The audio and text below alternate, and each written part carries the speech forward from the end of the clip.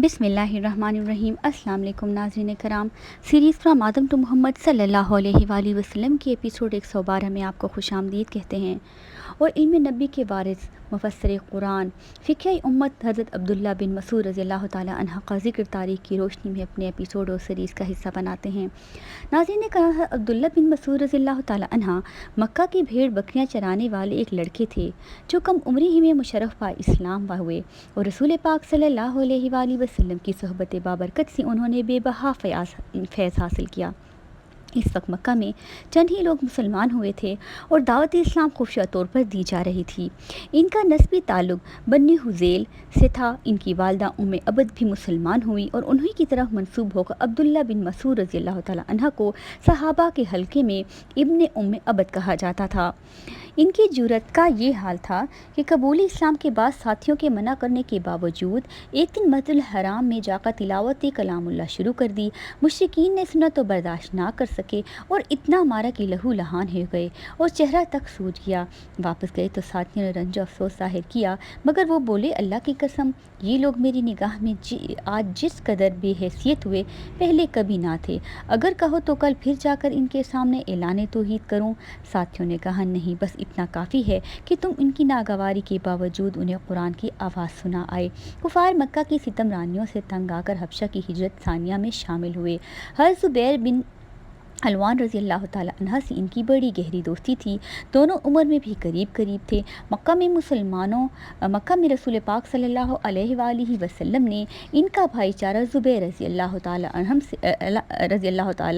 अन्हा से ही कराया था। एक कौल के मुताबिक मुआज़ बिन जबल रज़ियल्लाहु ताला अन्हा से भी भाईचारा हुआ था। मदीना हिजरत करके वो शुरू में मुआज़ रज़ियल्लाहु ताला अन्हा ही के घर ठहरे थे। हिजरत के बाद एक कौल के मुताबिक साद बिन मुआज़ रज़ियल्लाहु ताला अन्हा और दूसरे कौल के मुताबिक अनस बिन मालिक रज़ियल्लाहु ताला अन्हा से भी भाईचारा कराया। अब्दुल्ला बिन मसूद रज़ियल्लाहु ताला अन्हा जिस्मानी तौर पर पस्ता का दुबले पतले और कमज़ोर थे, मगर इल्मी सलाहियत, ज़हानत और हाफ़ज़े में अपनी मिसाल आप थे।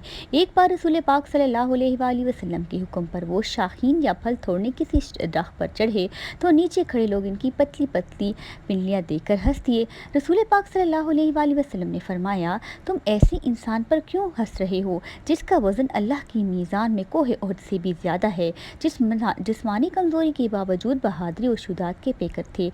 जंग बदर समेत अक्सर हज़वात में शरीक रहे। इस्लाम का सबसे बड़ा दुश्मन अबू जहल जंग बदर में उन्हीं के हाथों का कत्ल हुआ, जिसकी मुकम्मल तफसील जंग बदर की एपिसोड में आपको मिल जाएगी, आप सुन सकते हैं। इसे बाज़ आंसाई नौजवानों ने शदीद ज़ख्मी करके तड़पता छोड़ दिया था। अब्दुल्ला बिन मसूद रज़ियल्लाहु ताला अन्हा रसूल अल्लाह के हुक्म पर इसी की तलाश में निकले। इसे दम तोड़ते देखा तो इसकी दाढ़ी से पकड़ ली और कहा, तू ही है ना गुमराह बूढ़ा अबू जहल। इसके बाद इसका सर काट कर रसूल पाक सल्लल्लाहु अलैहि वसल्लम की खिदमत में पेश कर दिया। हज़रत हुनैन में जब मुसलमान पसपा हुए तो रसूल पाक सल्लल्लाहु अलैहि वसल्लम के गिर्द परवाना वार लड़ने वालों में ये भी शामिल थे। हज़रत हुनैन की पूरी एपिसोड आप मुलाहिज़ा कर सकते हैं, जो पिछली एपिसोड में इसी सीरीज़ का हिस्सा है। नाज़रीन कराम, खिलाफ़ाए राशिदीन के बाद वो अपने ज़माने में कुरान मजीद और इसकी तफसीर के सबसे बड़े आलिम थे। खुद फरमाते थे, मैं कुरान मजीद का सबसे ज़्यादा इल्म रखता हूँ। अगर मुझे मालूम होता कि कहीं किसी के पास मज़ीद इल्म है और ऊँटों के ज़रिए वहाँ पहुँचना मुमकिन है तो मैं ज़रूर वहाँ जाता। ये एक बार फरमाया, इस वक्त सहाबा में मुझसे ज़्यादा कुरान मजीद का इल्म किसी को नहीं, मगर मैं सबसे अफजल नहीं। ये उन्हीं की राय थी, बल्कि अब्दुल मसूद बदरी रज़ियल्लाहु ताला अन्हा जैसे कदीम सहाबी गवाही देते हुए कहते थे, रसूल पाक सल्लल्लाहु अलैहि वसल्लम के बाद इनसे बड़ा कुरान का आलिम कोई और नहीं। खुद रसूल पाक सल्लल्लाहु अलैहि वसल्लम फरमाते थे, जो कुरान मजीद को इस तरह पढ़ना चाहे जैसे कि नाजिल हुआ तो वो इब्ने अबद की तरह पढ़े। इनकी इल्मी सलाहियत देखकर रसूल पाक सल्लल्लाहु अलैहि वसल्लम ने पहले दिन ही फरमा दिया था, तुम सीखे सिखाए बच्चे हो। इनकी वो ऐसे ही साबित हुए। 70 से ज़ायद सूरतों की तालीम बराह रास्त रसूल पाक सल्लल्लाहु अलैहि वसल्लम से हासिल की। ये इनकी ऐसी खसूसियत है जो किसी और को हासिल नहीं।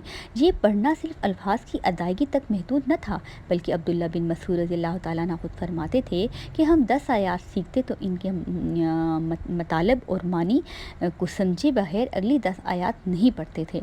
रसूल पाक सल्लल्लाहु अलैहि वसल्लम की ये किरात इतनी पसंद थी कि एक बार खुद फरमाइश کی کہ مجھے کلام اللہ سناؤں۔ انہوں نے عرض کیا آپ کو کیا سناؤں، آپ پر ہی تو نازل ہوا ہے۔ فرمایا میرا دل چاہتا ہے کہ کسی اور سے بھی سنوں۔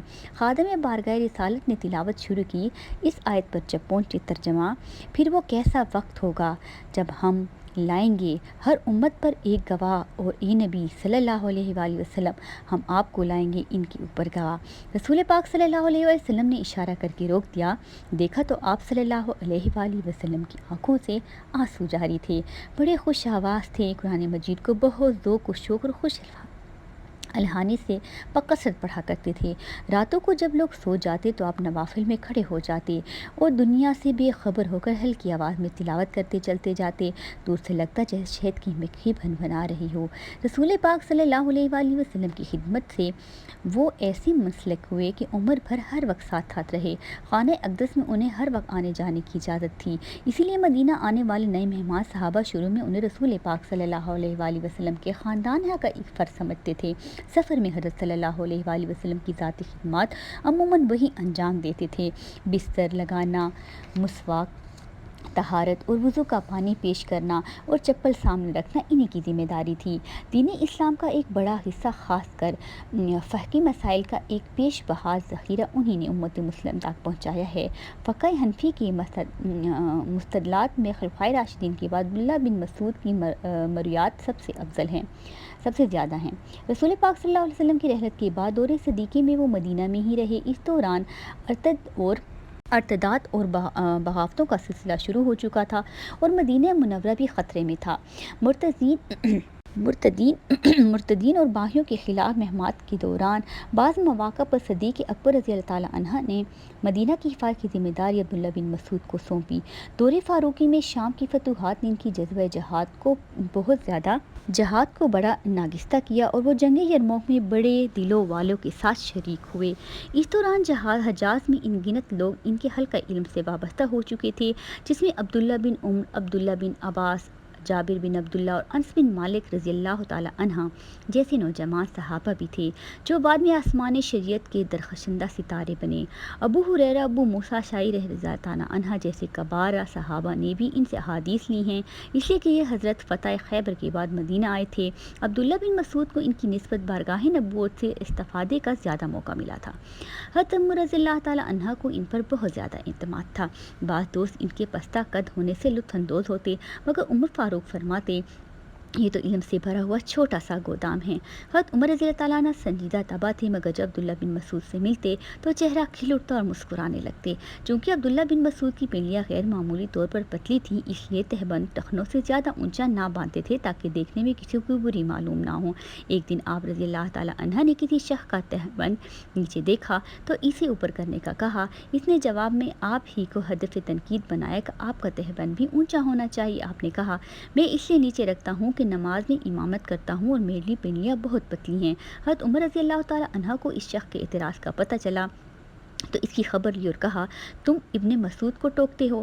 ان کی علمی مقام و بصیرت و تدبیر کے پیش نظر حضرت عمر فاروق رضی اللہ تعالیٰ عنہ انہیں مدینہ میں اپنے پاس رکھنا چاہتے تھے، مگر جب عراق میں کوفہ آباد ہوا اور وہاں مالی منتظمین اور معلمین اور فقاہ کی ضرورت پڑی تو حضرت عمر رضی اللہ تعالیٰ عنہ نے اہل کوفہ کے نام درج ذیل پیغام کے ساتھ انہیں بھیج دیا، میں عبداللہ بن مسعود کو تمہارا معلم اور وزیر بنا کر بھیج رہا ہوں۔ در حقیقت میں نے عبداللہ بن مسعود کے بارے میں خود پر تمہیں ترجیح دی ہے۔ کوفہ میں عبداللہ بن مسعود نے کم و بیش 14 سال گزارے۔ یہ مشرقی صوبوں کا انتظامی مرکز تھا۔ تمام افسران، سپاہی، سرکاری ملازمین اور وظیفہ لینے والے لوگوں تمام تر حساب کتاب آپ کی نگرانی میں رہتا تھا۔ ریاضی اور معاشیات کی کسی درسگاہ میں بیٹھے بغیر ایک قاری و فقیہ کا اتنے بڑے انتظام کو اس خوبی سے انجام دیتے رہنا کہ 14 سالوں میں ایک پیسے کا حساب آگے پیچھے ہونے کا الزام میں نہ لگ سکا، ایک کرشمہ ہی کہلایا جا سکتا ہے۔ کوفہ میں آپ کا سب سے بڑا کارنامہ تفسیر قرآنی اور فقہ اسلامی کی اشاعت ہے، جس کا موقع مستند قضاء پر فائز ہونے کی وجہ سے آپ کو خوب میسر آیا۔ بڑے بڑے ذہین تابعین نے آپ سے استفادہ حاصل کیا، جن میں علقمہ بن قیس، مسروق، السودہ، عبیدہ المسانی، قیس بن ابی حازم، زرین، حبیش اور طارق بن شہاب رحمۃ اللہ علیہ بہت نامور ہوئے۔ انہی لوگوں سے آگے چل کر کوفہ میں علم و تفسیر و فقہ کی نشو و نما ہوئی۔ नाज़रीन करम, हज़रत उमर रज़ी अल्लाह ताला अन्हा की रहलत के बाद हज़रत उस्मान रज़ी अल्लाह ताला अन्हा मस्जिद खिलाफत पर बैठे। इसी असना में इराक़ ख़ुसूसन कोफा में मुअत्तद अहदेदार तब्दील हुए, मगर अब्दुल्ला बिन मसूद की कारकर्दगी की पेश नज़र बरकरार रखा गया। आखिर सन 32 में हज़रत उस्मान ने उन्हें मुअज़्ज़ल किया और साथ ही वापस मदीना मुनव्वरा बुला लिया। जो मुज़्ज़ली का सबब बयान करने वाली अक्सर रिवायात में इनकी हज़रत उस्मान समेत बाज़ सहाबा से रंजिश का जिक्र है, मगर ये रिवायात ज़ईफ़ और नाकाबिल एतमाद हैं। दरअसल सरकारी अफसरान का अज़म व नसब एक मामूल की बात थी, ज़रूरी नहीं कि किसी नाराज़गी की बिना पर किसी को हटाया जाए। वैसे भी इस वक्त इनकी उम्र 60 साल हो चुकी थी, इसलिए उन्हें आराम का मौका देना भी जो है एक वजह हो सकती थी, माकूल वजह थी। इतना ज़रूर है कि अहले कोफा में से इनकी अकीदतमंदों ने जो इनकी बरतरफी से रंजीदा से इस्रार किया था कि आप मदीना ना जाएं, मगर अब्दुल्ला बिन मसूद उन्हें नहीं चाहते थे कि हुक्म की तामील में कोई कोताही की जाए। अतात करना हमारे ज़िम्मे है, मुझे ये पसंद नहीं कि मैं फितने का दरवाज़ा खोलूँ, ये उनका जवाब था। आप उम्रे के एहराम बांध कर हज्जाज रवाना हुए। रास्ते में रफ़ज़ा के देहात में हर अबू ज़र गफ़ारी रज़ियल्लाहु ताला अन्हा के जनाजे में शिरकत का मौका मिला। उम्रे के बाद मदीना मुनव्वरा में क़याम किया और चंद बाद वफ़ात पा गए। नाज़रीन कराम, मशहूर है कि हज़रत उस्मान रज़ियल्लाहु ताला अन्हा ने 2 साल इनकी तनख्वाह बंद रखी थी, मगर ये रिवायत ज़ईफ़ और दीगर रिवायात से मोतारस है। हाफिज़ ज़हनी रहमतुल्लाह अलैह ने असल बात वाज़िया करते हुए बताया है कि अब्दुल्ला बिन मसूद और कई सहाबा हज़रत उमर फ़ारूक के दौर में फ़ारिग़ उल बाल हो चुके थे, इसलिए हज़रत उस्मान के ज़माने खिलाफत में उन्होंने सरकारी वजीफ़ा लेना खुद तुर्क कर दिया था। बस तनख्वाह ज़ब्त करने का कोई सवाल ही पैदा नहीं होता। अब्दुल्ला बिन मसूद का भाईचारा रसूल पाक सल्लल्लाहु अलैहि वसल्लम ने ज़ुबैर बिन अव्वान रज़ियल्लाहु ताला अन्हा से कराया था। दोनों का ये ताल्लुक़ सगे भाइयों से ज़्यादा मजबूत रहा, हत्ता कि अब्दुल्ला बिन मसूद वफ़ात के वक्त अपनी वसीयतों समेत तमाम माली अमवाल का ज़िम्मेदार और अपने अहलो अयाल का सरपरस्त उन्हीं को मुकर्रर कर गए। ज़ुबैर बिन अव्वान रज़ियल्लाहु ताला अन्हु ने इनकी वफ़ात के बाद हज़रत उस्मान रज़ियल्लाहु ताला अन्हु को राय दी कि जो तनख्वाहें उन्होंने अज़ख़ुद लेना तुर्क कर दी थी, वो जमा करके इनकी बीवी बच्चों को दे दी जाएँ। हज़रत उस्मान रज़ियल्लाहु ताला अन्हु ने ऐसा ही किया और वो रकम जो 15,000 दरहम आजकल के तकरीबन 35 to 40 लाख रुपए बनती थी, अब्दुल्ला बिन मसूद रज़ियल्लाहु ताला के वसा के हवाले कर दी। हज़रत अली रज़ियल्लाहु ताला अन्हु ने जब कोफा को मरकज़ बनाया तो वहाँ अब्दुल्ला बिन मसूद के रज़ियल्लाहु ताला अन्हु के तलामज़ा इनके गिरद जमा हो गए और उनकी दरियाफ़त करने पर अपने उस्ताद की सिफ़ात सुनाई। हज़रत अली रज़ियल्लाहु ताला ने फरमाया वो ऐसे ही थे, बल्कि इससे भी बेहतर। उन्होंने कुरान पढ़ा, इनके हलाल को हलाल, हराम को हराम जाना। वो दीन की फ़िक्र और सुन्नत के आलम थे। नाज़रीन करीम, उम्मीद करती हूँ कि आज ये मुख्तसर सी एपिसोड जो अब्दुल्ला बिन मसूद रज़ियल्लाहु ताला अन्हा का हक़ तो अदा ना कर सकेगी, मगर मेरी सीरीज़ का हिस्सा बनने पर मुझे फ़ख्र भी है और उम्मीद भी है कि आप लोग को ये बहुत पसंद आई होगी। मेरी हौसला अफजाई के लिए कमेंट ज़रूर कीजिएगा, लाइक शेयर और चैनल को सब्सक्राइब करना मत भूलिएगा, बेल आइकन को ज़रूर दबाइएगा। नाज़रीन कराम, जैसे कि आपको पता है कि मैं सहाबा कराम की सीरीज़ में एपिसोड जो है वो आजकल डाल रही हूँ। इसके बाद वहीं से सीरीज़ को दोबारा शुरू करेंगे जहाँ पर छोड़ा था, यानी हज़रत उस्मान रज़ियल्लाहु ताला अन्हु की शहादत के वाक़ये से पहले मैं उन अकाबर सहाबा का ज़िक्र लाज़िम समझती हूँ जिनका इस्लाम में बहुत बड़ा किरदार है और दीन में बहुत बड़ा किरदार है, बल्कि तमाम सहाबा का ही बहुत किरदार है। और इंशाल्लाह एक एक करके तमाम एपिसोड डालूँगी। अल्लाह ने के बाद।